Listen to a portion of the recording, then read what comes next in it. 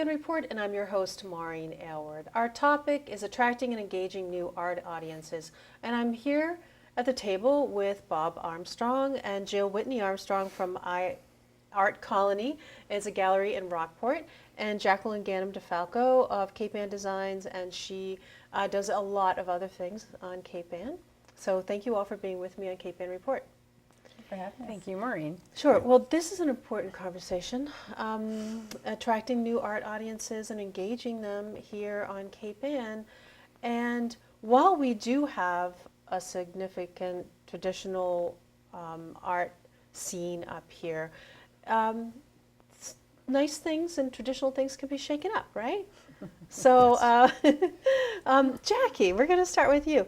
Jackie, you've done a lot of research in this area. You've been engaged in Cape Ann and the arts community for a long time. Why don't you give us the big picture about what's happening and what's changing in the art audiences? Well, it was really interesting to go out and see what was out there from, the different foundations that have done work on this topic, and of course America's for the Arts and the National Endowment for the Arts, because everybody's been struggling with this. And although we represent only a few of the genres of art, it's across the board. It's music, it's performing arts of all types, I think. And the bottom line is our audiences are aging out nationally and demographically shifting tremendously, not just in terms of ethnic groups, which have shifted.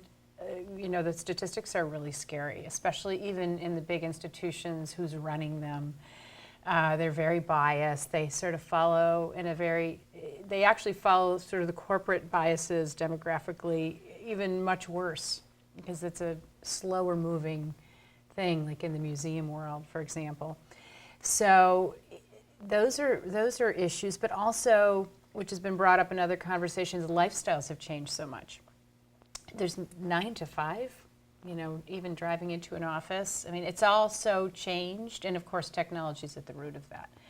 And so both the good and bad sides of all of those things have impacted us. And I was going to read this one quote from the research because it really struck. It was specifically done in the Bay Area, and we all know they're on the bleeding edge all the time of everything happening. So of course, when we boil this down to our little island and our microcosm, things will reflect this a little bit, maybe not to this extreme, but at a fundamental level, arts organizations are grappling with how to remain relevant in a rapidly evolving society. This is from the program director of the performing arts at the Hewlett Foundation, who's done a lot of research. As the tastes and expectations of local audiences have changed. At the same time, technology has radically transformed when, where, and how people engage in the arts. Arts organizations know they need to adapt, but they're still figuring out the best way to do so. We're seeing a lot of experimentation in the field to try to inspire public engagement with the arts. And so, there's been a real shakeup, I think. And our goal today is to sort of look back at even, some of the transitions happening here in Cape Ann, and then advice from different perspectives. And so just to clarify, my own perspective comes from really first as a marketer, because I've been kind of hitting on this since I came to Cape Ann and got involved in the arts through Sea Arts initially, and started then the Wearable Art Group, as you know, and now a member of the Cape Ann Artisans for the last 5 or 6 years. But my hat is usually first as a marketer and then also as an artist. And so I see the issues that many traditional artists have, but they can't be excuses anymore, So I just can't. I have to hold myself accountable, and I have to hold my peers accountable for holding up their end if you want to really sell your art. If you don't want to sell your art, then that might be something totally different. But even just to get people to see it, forget about selling it. There's still a lot of issues. So I think we want to, we know that these things are really shifting, and understanding what are all the different piece parts of this sort of roadmap we'll try to kind of collapse that in the discussion today. Mm-hmm. So Jill and Bob, you are artists. Jill, you're an artist, you're a painter, and Bob, you're a writer. Closet writer. Yes. But you own a gallery. Yes. In Rockport. And what's your perspective right now of the audiences that you're trying to engage, to bring up here. Just describe a little bit of your ambassador work as artists and gallery owners. Well, we met just over 20 years ago, and he read me a quote on one of BU's walls from Horace Mann. It said, "Be ashamed to die until you have achieved some victory for humanity." So I jumped corporate America and joined him, and we decided to start this path as artists. And then in 2005, in one of his writings, he wrote a thing on iartcolony. And it was sort of a play. It was a joke. There was the iPod, but not the iPhone. And I was obsessed because I originally started out in marketing thinking that would be creative. And what we wanted to do is we felt young artists, talented artists, did not have a place to show. It was hard for them to break in. It's hard to break into Newbury Street. It's hard to own a gallery in in Rockport. And so I sort of stood for independent, idealistic, slightly irreverent, innovative, but it originally was going to be independent of brick and mortar because we felt that was unattainable. So it was going to be through the internet. And then by chance, we found our space in 2009 and have exhibition space and have worked with many artists in Boston. We were introduced to the School of Museum of Fine Arts in 2012. And it really turned us on because we could see how their community were producing artists and supporting artists and being successful with art. So we wanted to bring that to Cape Ann. So we've been bringing Boston up and turning them on to the area. Bob, do you have an example of what you're doing? So we're calling it bringing new visions and new visionaries and repopulate the Rookery. Those have been, and create more of a sense of community. And our next show will be called Commune, to communicate. It's been a lifelong mission. We've been Cape Anners technically since 1970. People don't realize that. So we're not new to the island. We've been here a long time, but when we came back, things seemed to be a little bit flat. So we felt we needed to go on the road, do some outreach, and start doing some provocative shows that would bring, urban and contemporary audiences up here and start to stimulate the scene.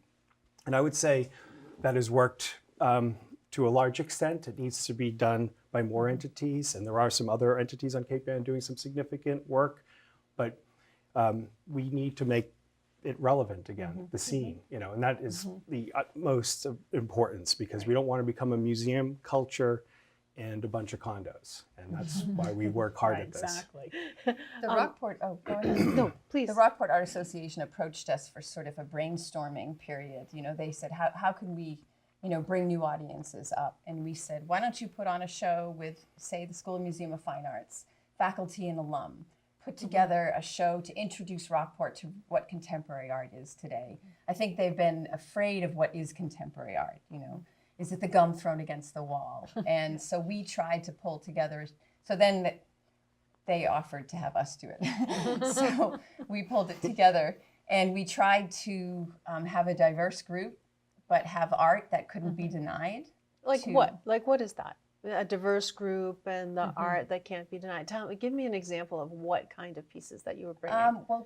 Photography has not been accepted as an art form on Cape Ann. Rockport has a small room for the photographers. North Shore Art Association, I don't believe, has invited photographers in at all, at least in recent generations. And so we brought 2 photographers in that presented artwork in such a way like, you can't paint this, but it's undeniably incredible. There's Matt Gamber. He's an SMFA alum. He's a teacher at Holy Cross. Holy Cross. And he's a real innovator. And he uses photography sort of as a platform to delve into history and science. And so what he produces is something that can't be painted and is beautiful and cool. And Well, there's other art forms too. I mean, that's been my interesting path for wearable art. And that's been a humongous educational process. And I think that's part of what you have to expect to do when you are introducing, and that's what will bring the new audiences in. I mean, we've certainly brought in a new audience. And I think even when we were looking at some statistics with the MFA, the fashion area for them has probably produced more new audience than anything else. So we know for a fact that this is an important, an important genre to introduce, but there's no actual home for it anywhere. Where do we put our pieces once they're made? iArtcolony? Yes. Well, a permanent collection somewhere would be very interesting. A permanent collection Do you have of wearable room? art. We've had textile artists in the past. Yep. Nancy Bauer, who's the dean of the SMFA, she's a feminist philosopher. We brought her into the Shaman Show because we said the Shaman Show was artists who sort of found their creativity from within. And to me, she's completely an artist, and she knits. So she made a shaman shawl, a pie shawl, based on 3.14, and she used colors that were healing to her, and she was featured. So that was one way. We're looking for high-minded artists. Isn't there that mindset that's moving outward? Like the universe is expanding, these ideas of art expanding, and aren't we allowing more of that energy and newness to come into our lives because we're exposed to it so much on our phones, through different types of media. And it sounds like you're trying to bring that piece up here.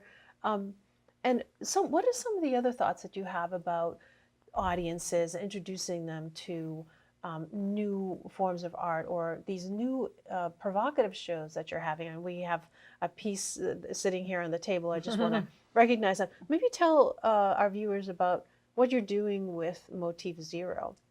Well, Motif Zero is really riffing off of an idea of a contemporary artist back in 1933 that everyone knows and adores, Aldro Hibbard and Anthony Teamy. There was the big Chicago World Fair, and someone mentioned to them, they're having an exhibition where floats are being judged.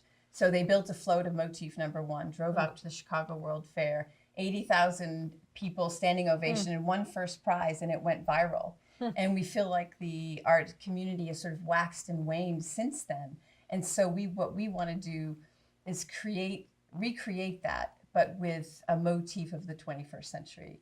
And so this is just a little prototype that Gianna Stewart, who's a public art artist in Boston, this is a 10-inch replica of what will be a 20-foot glowing beacon of hope. And we want to drive it to today's largest fair, which is Art Basel, Miami, in 2020. So those of us who live on Cape Ann and those of us who live in Rockport, me included, we love the motif.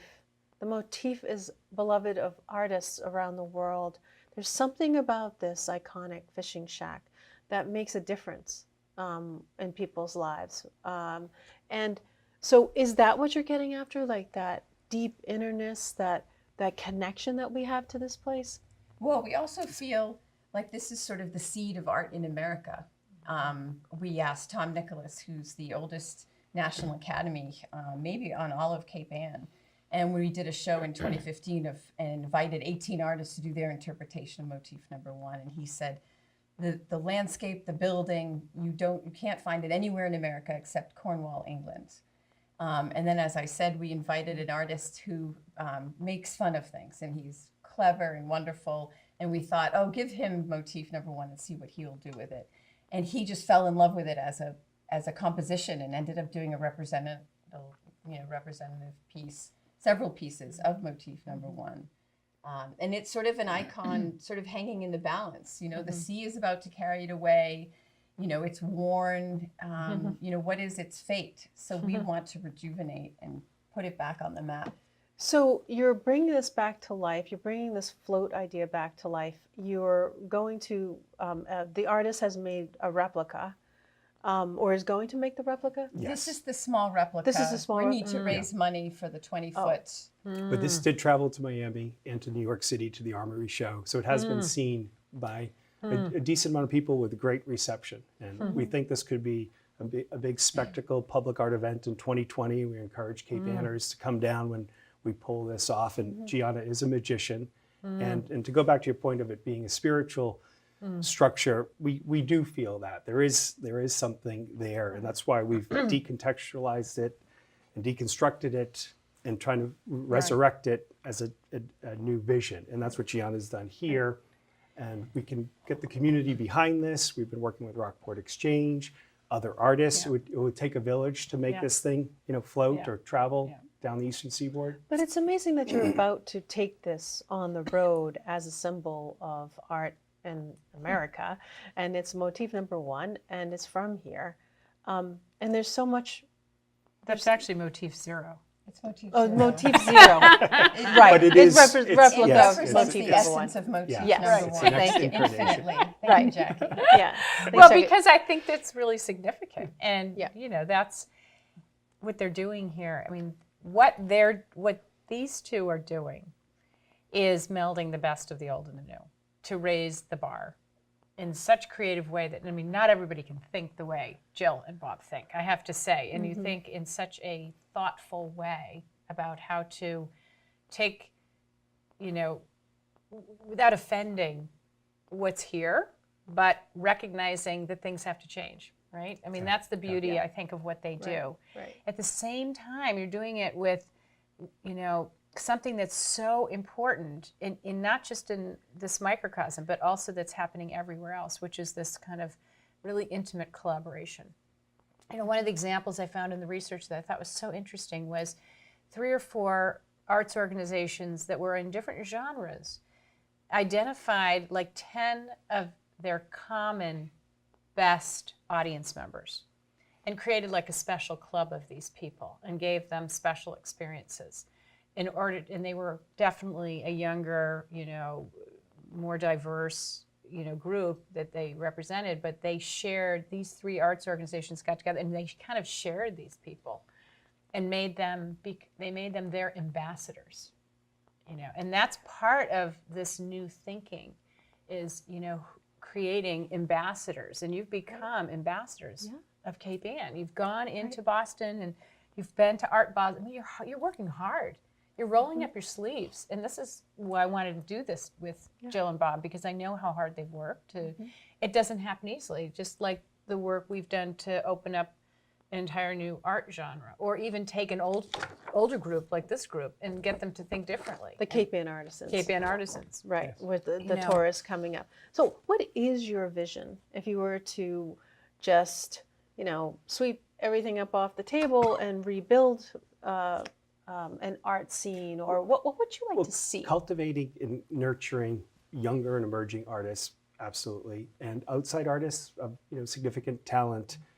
We want to bring them to this island, and we want them to stay here, show here, sell here. We want them to repopulate the Rookery ultimately, and it's something that we can see traction starting to take place. We have artists actually asking to look for a place. Maybe I'll buy a house up here, younger artists in their early 30s. We're actually getting a lot of that to happen. We're doing a little residency at Art Colony. We'll tour anybody who wants to come up, a patron or an artist. We give them an intimate experience. So it's not just like, I'm glad you came, go to this restaurant, we'll see you later. We really try to engage them and tell them what we know and offer, but let them do their own thing and then respond and create. And so many artists that, you'd never think would, interpret this place at this day and age are getting turned on, tuned in, and, giving something back to us. So it's really a gift to Cape Ann, what some of these artists are doing, The New York artists really flocked to Cape Ann, and not just for the sailboats. It was really a place for inspiration and renewal. And so we're trying to introduce these artists who are just see Boston or just see New York, and bringing them up and hoping that this will, give them a whole new. But it brings up the Life. other point that we were talking about in the previous conversation, which is it actually takes those artists to help spread the word about each other as well.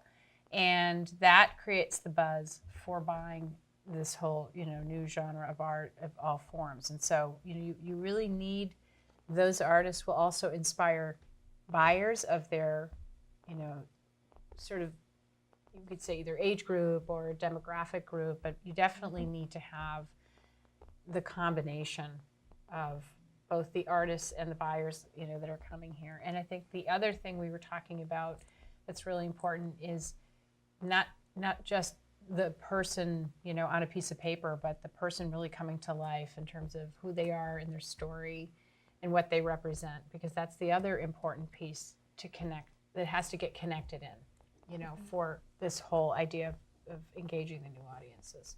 And they all have, it sounds like many of them have some really powerful stories. And you guys have done a really good job documenting that.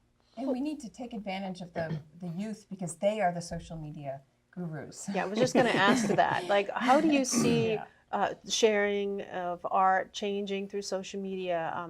Younger art collectors, people who are going out and looking at art and enjoying art. What would they do when they would come here to Cape Ann to see different types of artists? How are you seeing that interaction with art change with technology and social media? Well, one example, this was on Facebook and Instagram in Miami, and a great collector couple from Cape Ann, actually live in Ipswich, came to the propaganda opening and purchased that because they saw it in Miami.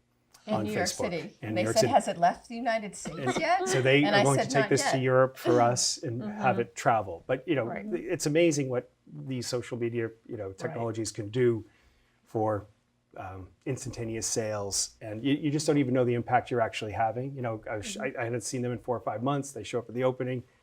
We came for this. You know, and that's kind of a And they've Cool been thing. amazing patrons of the arts, focusing really primarily on Cape Ann style art.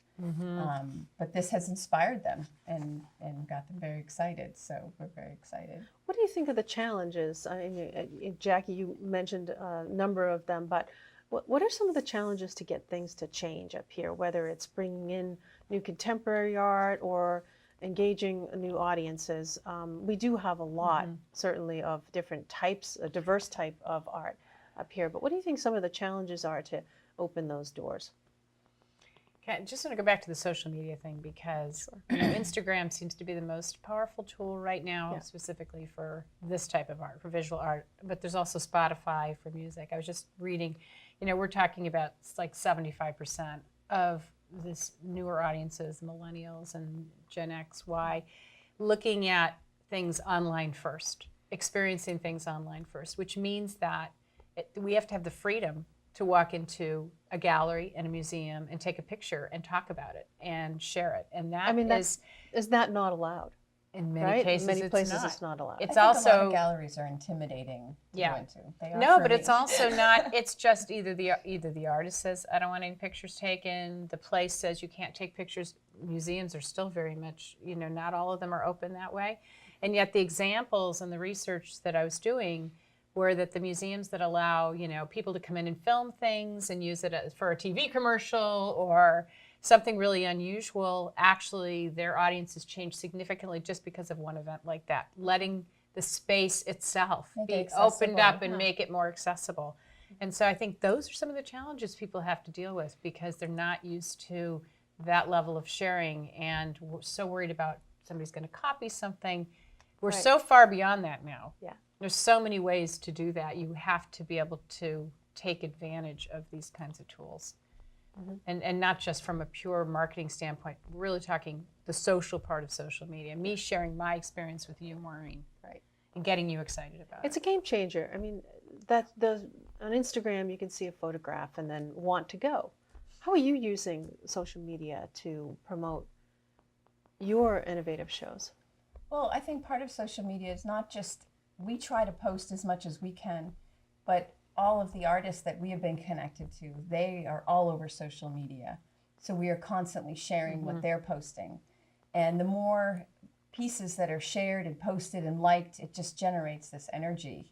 And it's amazing how many people you reach. You just don't realize how vast it is. So the community up here is filled with a lot of stakeholders, some major stakeholders and the minor stakeholders and people out there on the fringe, right?